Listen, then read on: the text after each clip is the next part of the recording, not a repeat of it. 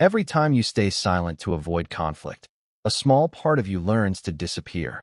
Not all at once. Not dramatically. No one sees it happen. You still smile. You still answer messages. You still show up to work. You still say, "It's fine." But somewhere inside, something tightens. Because you knew what you wanted to say. You knew something felt wrong. You knew the room was moving in a direction that did not feel right. But instead of speaking, you swallowed it. And maybe, in that moment, it felt like the safest choice. You avoided the argument. You avoided the awkward silence. You avoided disappointing someone. You avoided becoming the difficult one. So on the outside, nothing happened. But inside, something did. You taught yourself that your truth was too expensive. You taught your body that honesty creates danger. And you taught other people that your silence means agreement. That is the hidden cost of staying silent just to keep the peace. Because silence does not always protect peace. Sometimes, silence only protects the illusion of peace. And the person who pays for that illusion is you. You know this moment. Your team is sitting in a meeting. Everyone is nodding. A decision is being made. But deep down, you can see the problem. You know the plan is rushed. You know one detail has been ignored. You know this could fail later. And for 1 second, your mind opens a door. You could say something. You could ask a question. You could slow the room down. But then another thought arrives faster. What if they think I'm negative? What if I sound arrogant? What if everyone else understands something I don't? What if I make this uncomfortable? So you say nothing.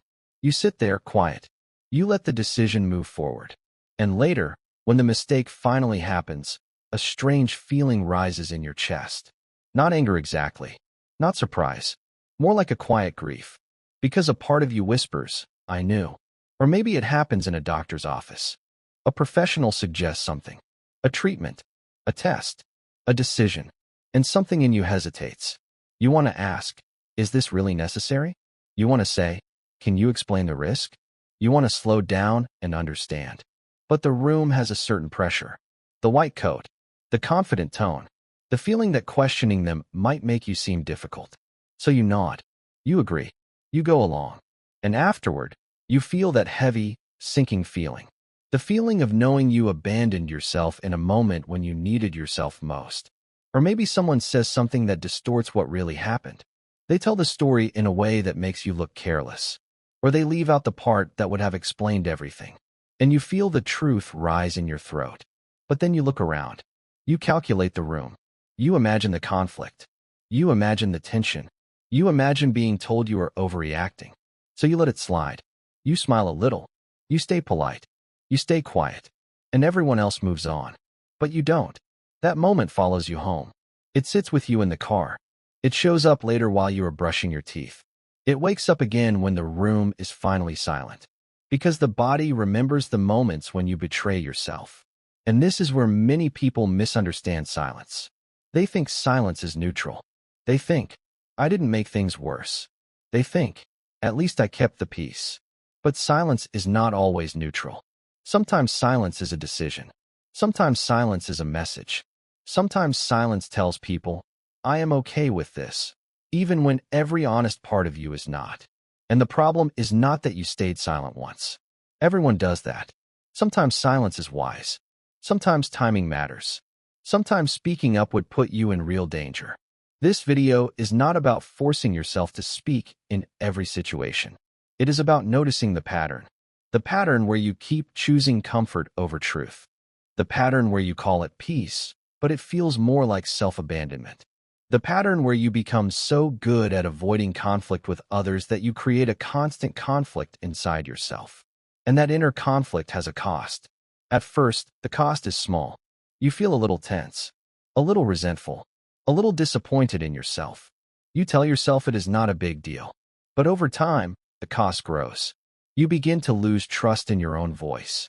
You begin to second-guess your instincts. You begin to believe that your needs are too much. You begin to feel tired around people, not because they are always doing something wrong, but because being around them requires you to constantly edit yourself. You filter your reactions. You soften your opinions. You shrink your boundaries. You become easy to be around, but harder for yourself to live with. And maybe that is why silence can feel so exhausting. Because you are not just holding back words. You are holding back a version of yourself that keeps trying to exist. There is a painful truth here. Many people are not afraid of speaking.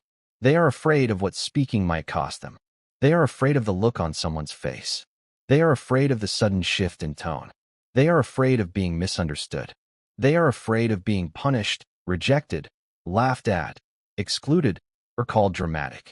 So they become experts at calculating the risk of speaking up. They can imagine every possible bad outcome. What if they get mad? What if I lose the opportunity? What if the relationship changes? What if I regret it? But most people are terrible at calculating the risk of staying silent. They do not ask, what will this silence cost me 6 months from now? What happens if I keep swallowing my needs? What happens if this person keeps crossing the same line because I never named it? What happens if this group makes a bad decision because everyone was too afraid to interrupt it? What happens to my self-respect if I keep choosing approval over honesty? That is the question most people avoid. Because the cost of speaking is immediate. You feel it right away. The awkwardness, the tension, the racing heart. But the cost of silence arrives slowly.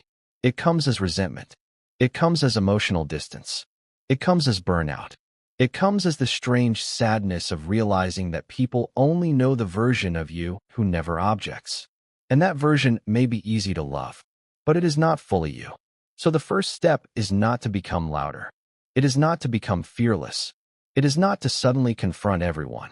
The first step is to notice where your silence is no longer protecting you. For the next few days, pay attention to the moments when you go against yourself. Not the big dramatic moments. The small ones. When you say yes, but your body says no. When you laugh, but something inside you feels hurt. When you agree, but you know you do not agree. When you stay quiet because you do not want to ruin the mood. When you let someone rewrite the story because correcting them feels too exhausting. Do not judge yourself. Just notice. Ask yourself, what did I stay silent about? What was I afraid would happen if I spoke? And what did I give up by staying quiet? Sometimes the answer will be simple. You gave up 5 minutes. You gave up a preference. You gave up a little comfort. But sometimes the answer will be heavier. You gave up your boundary. You gave up your credibility. You gave up your chance to prevent a mistake. You gave up your self-respect for the temporary comfort of being liked. And once you see the pattern, you can start making different choices.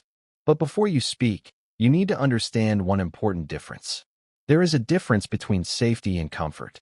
This difference matters because sometimes your silence is protecting you from real harm, and sometimes your silence is only protecting you from discomfort. Real safety issues are serious. If speaking up could put your job at risk, damage your housing, trigger retaliation, create legal problems, or place you in physical danger, then you do not need motivational advice. You need strategy. You need documentation. You need support. You need timing. You may need allies. You may need professional help. Courage does not mean walking blindly into danger.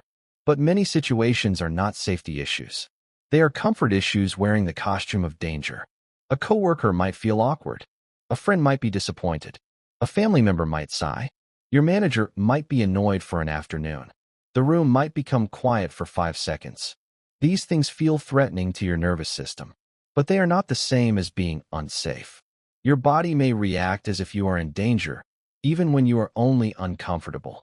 That is why speaking up can feel so hard. Your heart races. Your throat tightens. Your mind searches for escape. And suddenly, silence feels like survival. But sometimes, what your body calls danger is only the fear of being seen. So before you decide to stay quiet, ask yourself, am I actually unsafe?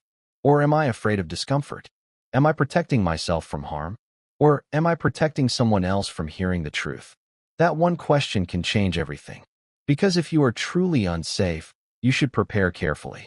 But if you are only uncomfortable, then speaking up may be exactly the practice you need.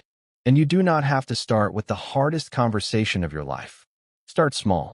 Start with low-stakes honesty. When someone asks where you want to eat, do not automatically say, anything is fine. Say, I'd actually prefer something quiet tonight. When someone suggests a plan that does not work for you, do not pretend. Say, that doesn't really work for me, but I can do this instead. When a meeting moves too fast, you do not have to attack anyone. You can say, can we pause for a second? I think we may be missing something.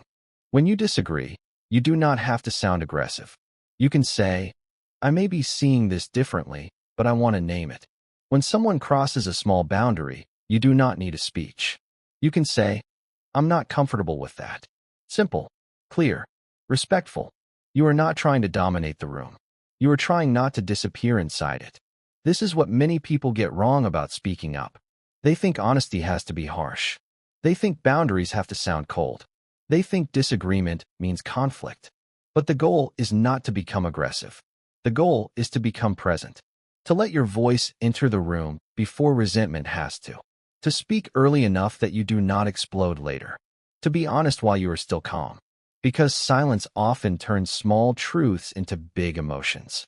The thing you could have said gently on Monday becomes resentment by Friday. The boundary you could have named early becomes bitterness after months. The concern you could have raised quietly becomes anger when the outcome falls apart. So speaking up is not just confrontation. It is prevention. It protects relationships from the damage caused by unspoken resentment. It protects your body from the stress of pretending. It protects your future self from looking back and thinking, why didn't I say something? And maybe most importantly, it protects your relationship with yourself. Because every time you speak honestly, even in a small way, your nervous system learns something new. It learns, I can survive this. It learns, my voice does not destroy everything. It learns, discomfort is not always danger. It learns, I can be kind and still be clear. And slowly, speaking up stops feeling like an act of rebellion. It starts feeling like an act of self-respect. There will still be moments when silence is the right choice. Wisdom is knowing the difference. Sometimes the room is not safe. Sometimes the timing is wrong. Sometimes the person has shown you they cannot handle honesty. Sometimes you need to gather information before you speak. But there is a different kind of silence that you must learn to recognize. The silence that comes from fear of being disliked. The silence that comes from the belief that your needs are inconvenient. The silence that comes from years of being rewarded for being easy, agreeable, and low maintenance. That kind of silence does not make you peaceful. It makes you invisible. And you were not born to be invisible. You were not born just to read the room. You were not born just to keep everyone comfortable. You were not born to abandon yourself, so other people never have to feel challenged. Your voice does not need to be loud to matter. It does not need to be perfect. It does not need to convince everyone. It only needs to be honest enough that you can still recognize yourself afterward. So the next time you feel that familiar moment, the meeting moves too fast. The comment feels unfair. The request crosses a line. The decision feels wrong. Pause. Feel the fear, but do not automatically obey it. Ask yourself, what is the cost of speaking? And what is the cost of staying silent? Because sometimes, the thing you are afraid to say is not an attack. It is a boundary. Sometimes the question you are afraid to ask is not disrespect. It is wisdom. Sometimes the truth you are holding back is not dangerous. It is the part of you that still believes you deserve to exist fully. And maybe the goal is not to become someone who never stays silent. Maybe the goal is to become someone who no longer uses silence to betray themselves. Because peace that requires you to disappear is not peace. It is just quiet pain. And you deserve more than quiet pain. You deserve a life where your voice has a place in the room. Even if it shakes. Even if it is soft.